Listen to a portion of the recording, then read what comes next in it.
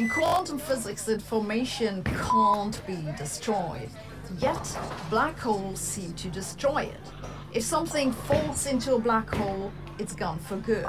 The only thing that comes out of the black hole is Hawking radiation, and that's completely random and contains no information besides its temperature, 10 Boltzmann brains. The current theories of the universe say that in 10 to the 100 years or so, matter in the universe will be very thinly distributed and just clustered together by coincidence, like atoms moving around in a gas. But these theories also say that the universe will continue for an eternity. And eternity is a very long time. In this time, it can happen just by chance that a few atoms assemble to a molecule. It's unlikely, but wait long enough and it will happen.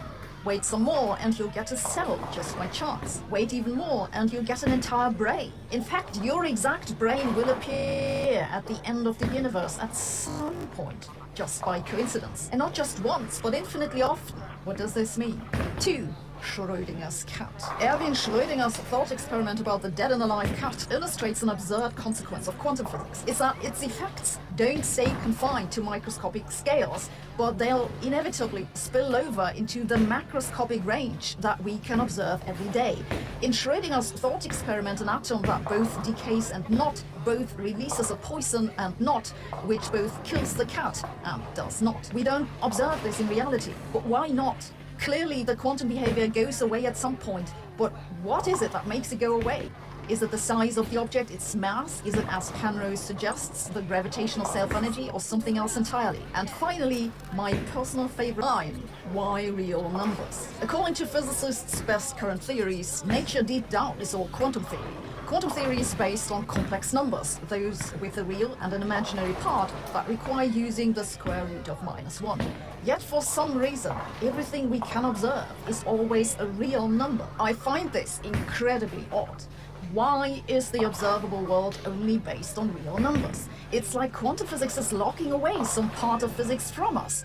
Is there a deeper reason for why this is so? Or does it just mean that there's part of reality which we haven't yet figured out how to observe? 5. Complexity and emergence. This is very closely related to the previous one. It seems like complexity in the universe grows. We get more structures, reproducing structures, live reaction videos on YouTube. But just exactly what is complexity and why do the laws of nature give rise to it? Complexity is closely linked to emergence, the appearance of new features and functions. But in both cases, we have no good formal definition and no idea just why the universe would be the way that it is. I believe that solving this physics problem is a precondition for understanding consciousness. 3. The arrow of time. The fundamental laws of nature that physicists have discovered so far work forward in time the same as backward in time. Yet in our everyday life, forward in time and backward in time can be clearly distinguished. Physicists will usually explain this is because for whatever reason our universe started out in a state of very low entropy, and ever since then entropy has just increased. However, I don't think this explanation works, because entropy itself is not cleanly defined. It always depends on arbitrary choices. Fundamentally, the entropy of the universe was 0 at the beginning, and it's still 0 today. This means that entropy increase is just a different name we've given to the same observation, namely that time has direction. Some have tried to explain it with the measurement process in quantum physics, but we don't understand how that works either. 7. Quantum gravity. One of the most famous consequences of quantum physics is that particles can be in two places at once. But what happens with their gravitational field?